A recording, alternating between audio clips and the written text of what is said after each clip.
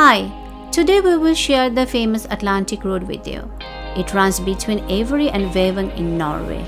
Construction of this road started on August 1, 1983 and opened for the public on July 7, 1989. The road is preserved as a cultural heritage site and it is classified as a national tourist route. Without further ado, let's enjoy the most beautiful journey.